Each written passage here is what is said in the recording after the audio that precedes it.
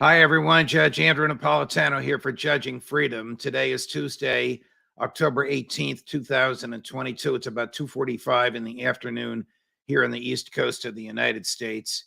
Yesterday, the House Oversight Committee, which has spent a couple of years trying to get its hands on records of the financial transactions between former President Trump and the federal government for the years when Trump was in the White House, and finally succeeded in doing so, reported that, and many of you may know the first part of this.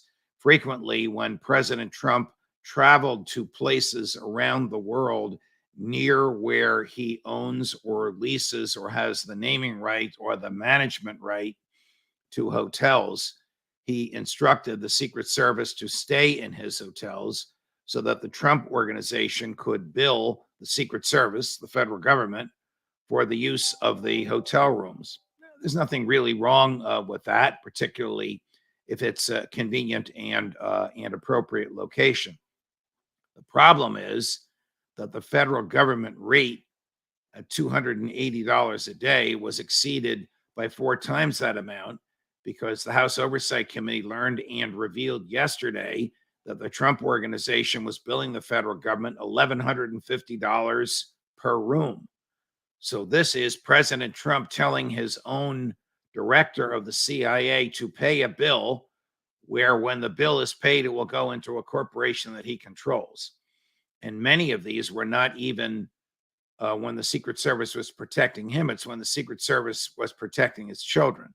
One of his children, Eric Trump, full disclosure, I've known him for many years, said whenever the federal government, and in particular, whenever employees of the federal government, and particular Secret Service, I'm paraphrasing, stayed at a Trump-owned property, it was for free or at below market rate.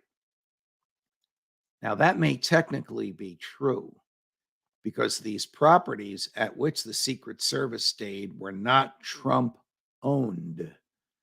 They were Trump named and Trump managed, but not Trump owned.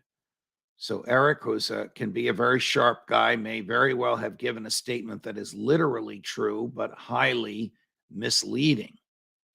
The point of the matter is this: did the President of the United States cause the federal government to pay 3 or 4 times the normal rate for hotel rooms for Secret Service so that properties that he managed could receive the profit? The answer to that is yes, and it's profoundly unfair. Now, Congress can't prosecute him.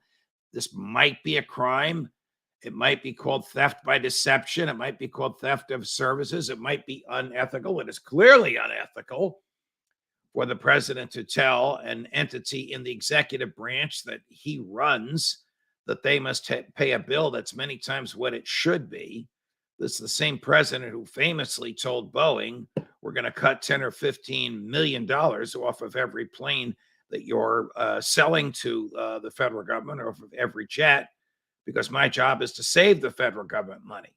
All right. I don't know where this is going to go. The Congress, thanks be to God, cannot prosecute anybody. They can only investigate, write legislation, and expose. Are they going to send this to the DOJ? With all the DOJ is doing, are they even interested in this? I don't know the answer to either of those questions, but this is something you should know about. More as we get it.